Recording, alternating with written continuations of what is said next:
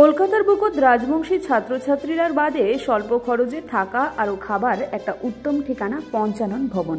কলকাতার কালিয়াপুরত অবস্থিত এই পঞ্চানন ভবনের কথা অনেক জনে জানে না, কিন্তু উত্তরবঙ্গের রাজবংশী মানসিকলার বাদে কলকাতার ক্ষত্রিয় সমিতির এক মহান উদ্যোগ। খালি ছাত্রছাত্রীগুলা নয়, রাজবংশী সম্প্রদায়ের শোক মানসিকলার বাদে এটাকে না অল্প খরচে থাকা আর খাবার ব্যবস্থা আছে।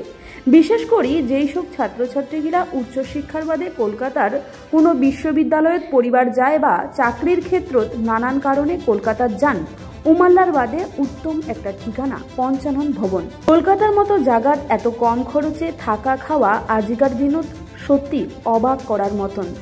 বগলা বগলি চিকিৎসার বাদেও কলকাতার যেই মানসিকরা যান, উমাল্লার বাদেও থাকা খাওয়ার ব্যবস্থা আছে একেবারে সামান্য খরচে। তিতল বিশিষ্ট এই ভবন নির্মাণ সম্পূর্ণ নিজের খরচেই তৈয়ারি করেছে কলকাতার ক্ষত্রিয় সমিতি। এই ভবনের উন্নয়নের বাদে আজি পর্যন্ত রাজ্য কিংবা কেন্দ্রীয় সরকারের পাক থাকি কোনো রকম সহযোগিতা মিলে নাই বলে জানাইছেন পঞ্চানন ভবন কর্তৃপক্ষ। উত্তরবঙ্গের রাজবংশী কামতাপুরী মানসিকলার বাদে নির্মিত এই ভবনের উন্নয়নে সরকারের আগে আসা উচিত বলে উমরা দাবি করেছেন। এই বিষয়ে কলকাতার ক্ষত্রিয় সমিতির সাধারণ সম্পাদক তথা পঞ্চানন ভবনের দায়িত্ব নেওয়া ধীরেন্দ্রনাথ বর্মন কি জানালেন শুনে নাও। কলকাতায় অবস্থিত পঞ্চানন ভবন, এই পঞ্চানন ভবন কি উদ্দেশ্যে নির্মিত হয়েছে এবং এখানে কারা সুযোগ সুবিধা পাবে, সরকারিভাবে কোনো সহযোগিতা হয় কিনা, টোটালটা একটু বলবেন। নমস্কার।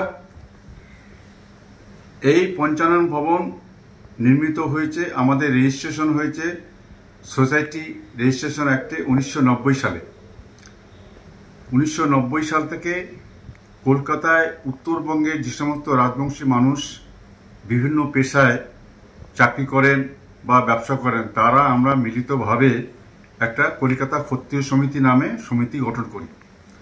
সেই সমিতির মাধ্যমে দীর্ঘদিন ধরে আলাপ আলোচনার মাধ্যমে আমরা ইচ্ছা প্রকাশ করি যে উত্তরবঙ্গের যে সমস্ত গরিব মানুষ আছে, বিশেষ করে রাজবংশী সম্প্রদায়ের, তারা কলকাতায় এসে কোনো থাকার জায়গা পায় না, পড়াশোনার জন্য, চাকরির ইন্টারভিউ দিতে বা চিকিৎসার জন্য কোনো জায়গা পায় না। সেই জন্য আমরা তখন থেকেই ভাবছিলাম যে কলকাতায় একটা জমি কিনে আমরা বাড়ি করব। সেইভাবেই 2005 সালে আমরা এই যে এখন যে পঞ্চানন ভবন বাড়িটা দেখতে পাচ্ছেন, সেই বাড়িটার ভিত্তিপ্রস্তর স্থাপন করা হয়। এই বাড়ি করার জন্য পশ্চিমবঙ্গের, বিশেষ করে উত্তরবঙ্গের বিভিন্ন প্রান্তের আমাদের রাজবংশী সম্প্রদায়ের মানুষরাই এগিয়ে আসেন অর্থনৈতিক সহযোগিতা করার জন্য। পশ্চিমবঙ্গ সরকার এর মধ্যে কোনো রকম সাহায্য প্রদান করেননি।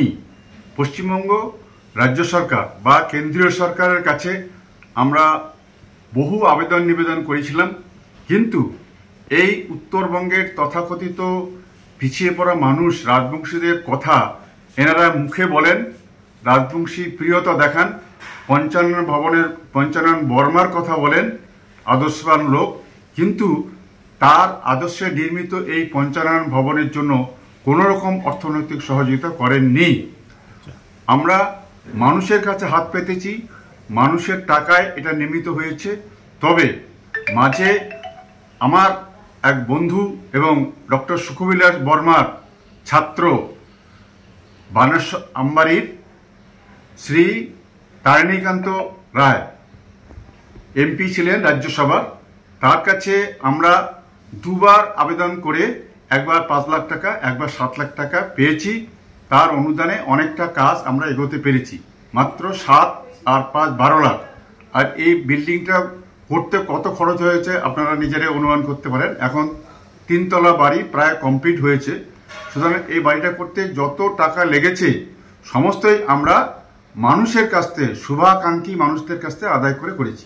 আচ্ছা, এই পঞ্চানন ভবনে তো কোচবিহার, জলপাইগুড়ি মানে সহ গোটা উত্তরবঙ্গ থেকে বিশেষ করে ছাত্রছাত্রীরা এখানে থেকে পড়াশোনা করতে পারছে। এর জন্য তাদের কি মানে কলকাতায় এমনি বাড়ি ভাড়া থাকলে প্রচুর টাকা লাগে, সেখানে কি এখানে মানে সামান্য অর্থ নেওয়া হয়?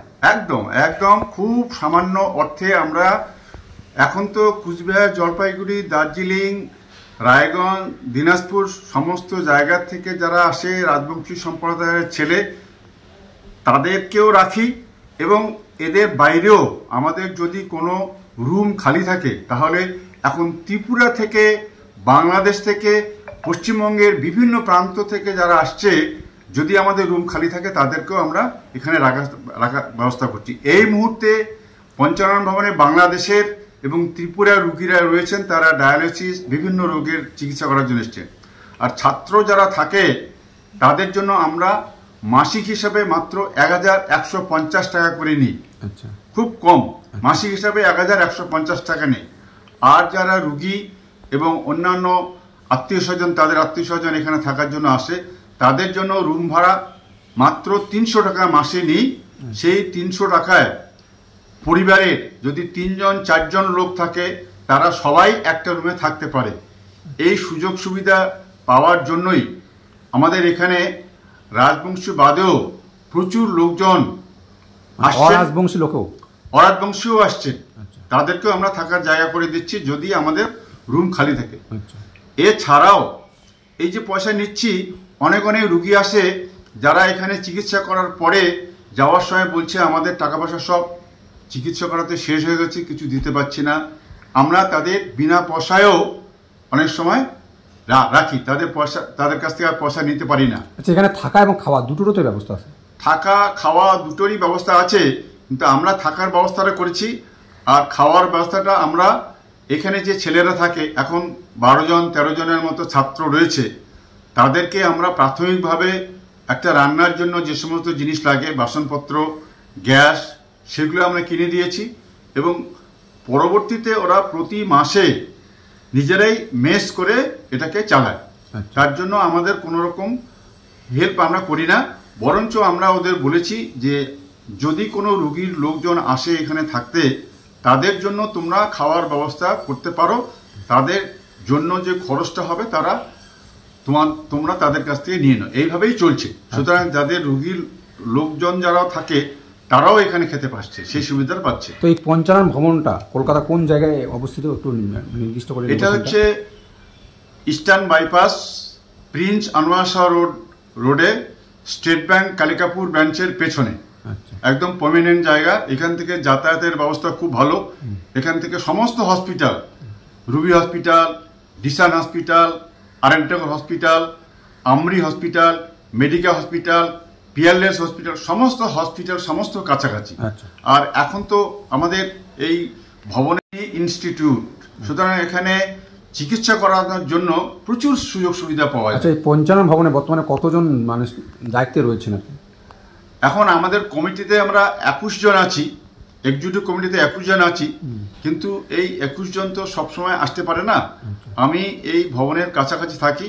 আমি এই কলিকাতা ক্ষত্রিয় সমিতির এখন সাধারণ সম্পাদক হিসেবে আছি, এবং যেহেতু আমার বাড়ির কাছে, আমি সবসময়ই, মানে একবেলা 2 বেলা 3 বেলা নয়, মোটামুটি সবসময় এখানে আসি, দেখাশোনা করি, কার কি অসুবিধা হচ্ছে সেগুলো লক্ষ্য রাখি এবং সেইভাবে ব্যবস্থা গ্রহণ করি।